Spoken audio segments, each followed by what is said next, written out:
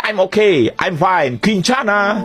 Kincana. Teng, neng, neng, neng, neng. Ku menahan rasa sakit. Rasa sakit. Few moments later.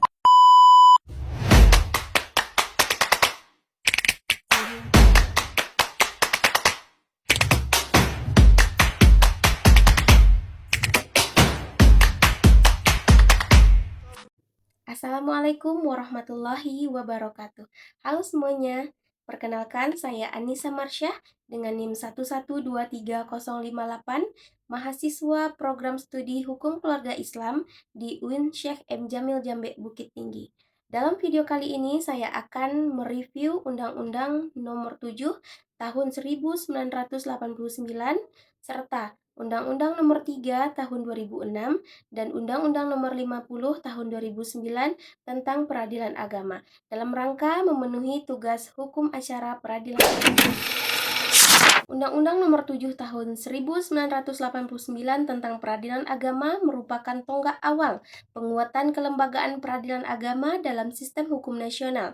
Undang-undang ini menegaskan bahwa peradilan agama adalah salah satu pelaksanaan kekuasaan kehakiman yang khusus mengenai perkara bagi umat Islam, terutama di bidang perkawinan, kewarisan, wasiat, hibah, wakaf, dan sedekah. Kehadiran aturan ini memberikan kepastian hukum sekaligus mengakhiri dualisme praktik penyelesaian perkara keagamaan yang sebelumnya tersebar dalam berbagai sumber hukum. Dalam undang-undang ini juga diatur struktur kelembagaan peradilan agama, mulai dari pengadilan agama tingkat pertama hingga pengadilan tinggi agama, serta hukum acara menjadi pedoman dalam berperkara. Perkembangan masyarakat dan kebutuhan hukum yang semakin kompleks mendorong lahirnya perubahan melalui Undang-Undang Nomor 3 Tahun 2009 tentang perubahan atas Undang-Undang Nomor 7 Tahun 1989. Perubahan ini membawa perluasan kewenangan yang signifikan bagi peradilan agama, khususnya dengan dimasukkannya bidang ekonomi syariah sebagai kompetensi absolut. Artinya, sengketa yang berkaitan dengan perbankan syariah, asuransi syariah, pembiayaan, dan lembaga keuangan syariah lainnya menjadi kewenangan peradilan agama. Hal ini mencerminkan respon negara terhadap perkembangan ekonomi Islam di Indonesia yang semakin pesat. Selain itu, perubahan ini juga memperkuat prinsip independensi peradilan serta menyesuaikan beberapa aspek hukum acara agar lebih efektif dan modern. Selanjutnya, Undang-Undang Nomor 50 Tahun 2009 tentang perubahan kedua atas Undang-Undang Nomor 7 Tahun 1989 semakin mempertegas posisi peradilan agama dalam kerangka kekuasaan kehakiman yang berada di bawah Mahkamah Agung.